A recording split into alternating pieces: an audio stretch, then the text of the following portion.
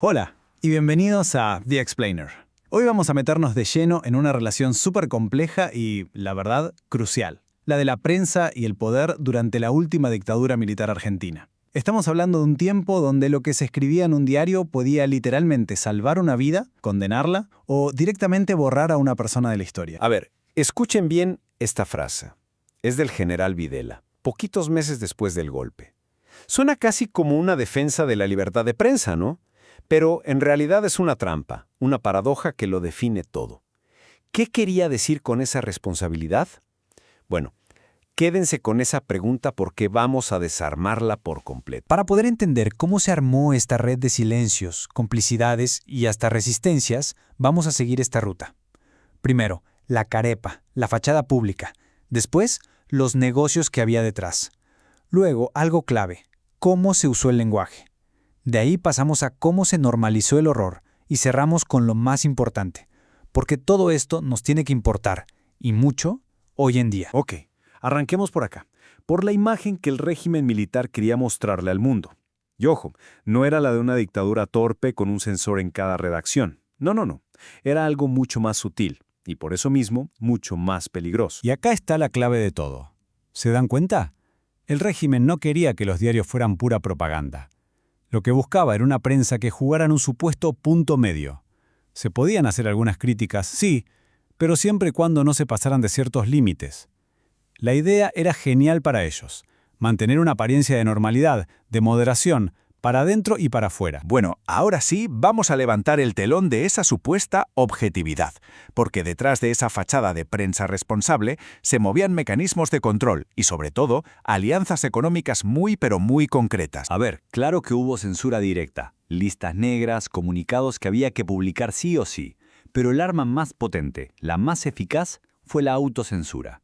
Esa famosa responsabilidad de la que hablaba Videla era ni más ni menos que los propios medios decidieran no hablar de los secuestros, de la represión ilegal, de las tortas que se repartían en la junta militar. Era un silencio elegido, funcional y terriblemente efectivo. Pero no todo era callarse la boca, ¿eh? También había negocios. Y el caso de Papel Prensa es el ejemplo perfecto. Imaginen esto, la única empresa que fabricaba el papel para los diarios del país, de repente pasa a manos de los 3 periódicos más grandes, Clarín, La Nación y La Razón. Una venta que se hizo, digámoslo claro, bajo muchísima presión y con la bendición del Estado.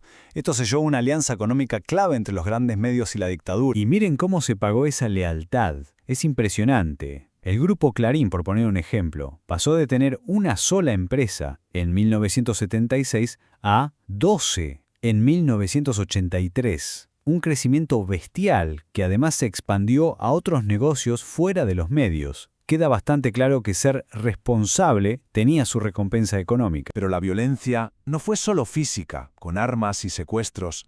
Para que la sociedad pudiera aceptar lo inaceptable, primero había que hacer algo en el papel, en las noticias. Había que construir un enemigo deshumanizado, un otro al que se le pudiera quitar la vida sin que a nadie le importara. Y la palabra mágica fue esta: subversivo. Ojo, no hablaban de un guerrillero, de alguien con un arma, ¿no? Subversivo era una categoría súper ambigua y por eso súper peligrosa. Podía ser un estudiante, un obrero, un periodista, un psicólogo, cualquiera que al régimen le pareciera una amenaza para su proyecto de país. Editoriales como este, publicados en los diarios más importantes, no estaban solo informando. Estaban participando activamente de esta construcción. Pintaban al subversivo como el mal absoluto, como una plaga que había que eliminar para salvar a la sociedad. El lenguaje no era inocente, para nada. Estaba preparando el terreno, estaba dando permiso para matar. Y esta palabra, abatido, se convirtió en el disfraz perfecto. Era la palabra que usaban los militares en sus comunicados, y que la prensa repetía una y otra vez sin preguntar nada. Así, un asesinato, una ejecución, se convertía en una baja en combate. Una forma de limpiar la violencia, de quitarle su nombre real, crimen. Bien.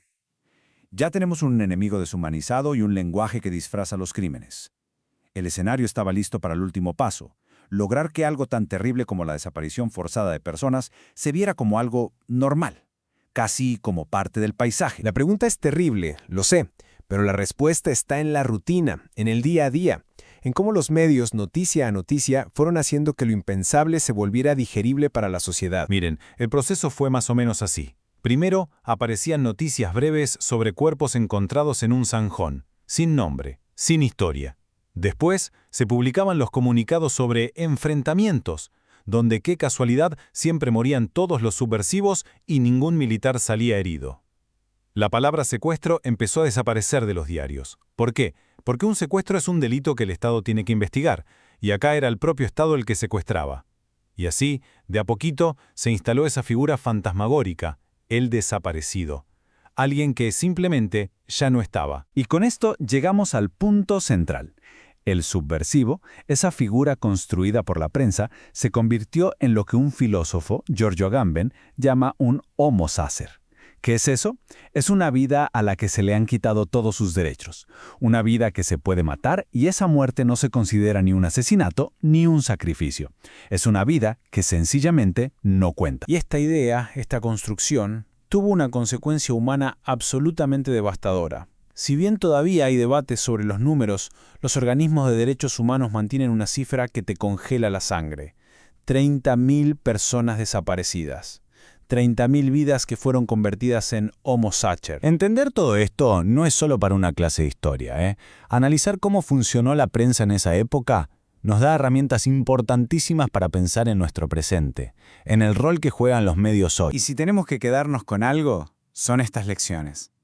Que las palabras nunca son inocentes, que el silencio cómplice mata, que mezclar periodismo con grandes negocios puede ser una bomba de tiempo y quizás lo más importante, que cuando el poder es total y los medios callan, fueron ciudadanos de a pie, como las madres de Plaza de Mayo con sus pañuelos blancos, las que se atrevieron a romper ese silencio y gritar la pregunta que nadie hacía. ¿Dónde está? Y la historia nos deja con esa pregunta picando. Una invitación a que seamos lectores críticos, a que estemos atentos al poder inmenso que tienen las palabras, no solo en los diarios, sino en las redes sociales, en todos lados. El poder no solo de informar, sino de construir nuestra realidad, hoy más que nunca. Gracias por habernos acompañado en The Explainer.